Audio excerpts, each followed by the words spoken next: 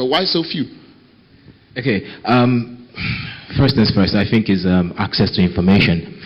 Because before I found out what Red Hat was, I found out in a very funny way.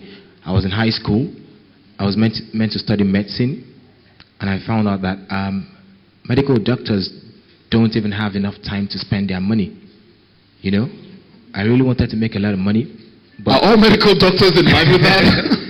I suspect there might be some disagreements in the room. That's the truth. And I found out that family gets to spend more of their money, so I really want to spend more of my own money. So I'm thinking, what is the most paying job out there? And I kept seeing Red Hat engineer, Red Hat engineer. It's a long time ago. And they say that when preparation, the laws of attraction, you have something in your mind so much, when you see an opportunity towards it, then you will recognize it. You know, so I've always had Red Hat in my mind, and I found out that I could actually write the Red Hat exams somewhere in the UK. I could take the training. So I found my way out. So if other people had that much access to information, probably somebody would have been able to get to that level and bring back the training local. So we have Red Hat certified engineers in Nigeria, yes, no doubt, but we do not have certified instructors and certified examiners. There are a lot of firms that claim that they train Red Hat, but the only way to know is just get there and say you want to write a Red Hat exams. Red Hat exams, they're not, we don't test a man's knowledge about something by giving him multiple answers. According to the Red Hat standards, we tell a man to do something. You don't marry a wife and give her multiple answers to how to cook rice, and she'll probably get 100% all the time. You tell her to do it. And that's the reason why the confidence of every Red Hat engineer across the globe is always very high. So this is the reason why we don't have so many instructors or examiners around here. Since there's only one examiner that is meant to be attached to a training partner, there's just one training partner in West Africa, and I'm the only one that is attached. So there's nothing special to it, it's just access to information. I still think you jumped out of that question and snuck, but it's still early in the morning. I have a long time for you to keep running away from me. Okay. We get surprised when people go into unsavory ways to make money, and it's like, how are you so surprised when someone's throwing dirt on the road and you didn't give them dustbins, and then you're surprised? It's how. So I think that we need to invest a lot more in SMEs, and I think that that's really exciting why MEST is coming to Nigeria, because that's what they do, and I hope that other companies will follow suit or work with us to see how we can empower more young people. Okay, so NECO is all for SMEs and the empowerment of young people. David? And as much as possible, I'd like a response that draws from the experience you have in your own sector so that you can furnish the rest of us with some new information to work with. I think one of the opportunities we have will be around creation of authentic local brands. So, you know, if you look at the brand map across Africa, what you see are like 10 big multinational companies, and from them maybe 300 brands on the market. So you can count on your fingers, you know, being created by Africans that are in play, that are sort of impacting and delivering vitality to consumers across the continent. So until we get into that situation where, you know, maybe extending from what she said about SMEs, people actually getting out, you know, being bold to say, I see an opportunity here, I can create, you know, X and Y solutions, and then mobilizing the people around those mixes, then we're not going to be able to really, you know, explore the potentials that we have in terms of the numbers that we have. So even where we consume, I mean, we're a large market, but a lot of this market is you know, sitting in and consuming brands that, you know, do not have a lot of local imprints. Having said that, I think one of the areas where we have made a lot of progress will be in the creative arts. And as an industry, advertising has been one of the triggers of this industry. Because if you look at the early days of, even Nollywood, it is those Nigerians who were featuring in advertising materials, that got the platform and got the whole idea and the motivation to go into it. So industry did support the earlier days of Nollywood, and today it's become such a massive success. So again, we need to look at these sort of platforms that we have locally, and how can we leverage them to create value that sits within the continent. Okay, that's a funding conversation, and we will have that. Dara? For me, I'm very happy to be doing this talk. You see, in Africa, I like to talk very clearly and very straight point. In Africa, we have been too afraid of change. A lot of us in the IT sector and those that are connected to the IT sector grew up using closed sourced and proprietary softwares, where you're just so used to the GUI. For those that are not very IT savvy, I mean, you want to see things, you want to see pictures, you want to see an environment, you want to use the mouse. And on the other side, in the Linux, Unix area, you just don't have that GUI. You did not used to have that GUI. Obviously, they have them now. So we're just so afraid to move to the other side. Even if the other side is cheaper. Even if the other side will give you more productivity.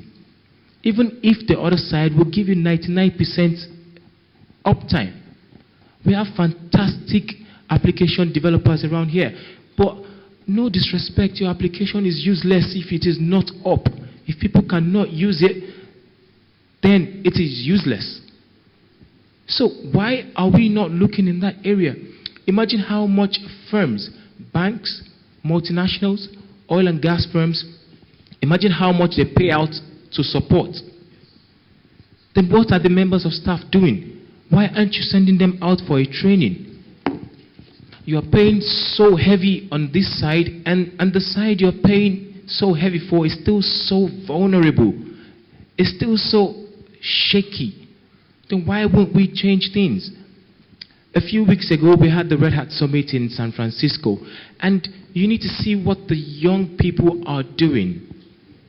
The knowledge of open source just opens your mind in a new way. When you work on something up to a particular level and you get tired, you don't know what to do again, you open it to other people. Everybody comes together to work. Together we can make it happen. And then we started thinking, okay, what is the problem?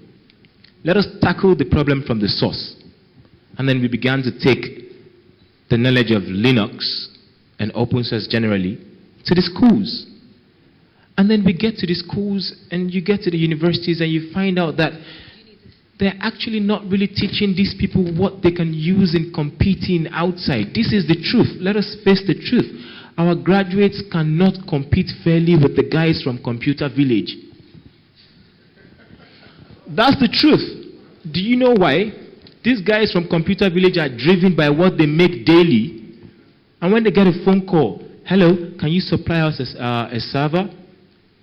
We want to use it as an Apache server for this, that, and that, and that. They will make sure it happens in Computer Village and they will supply you. I pick up interns from universities that studied computer science and they've never heard of what Linux is.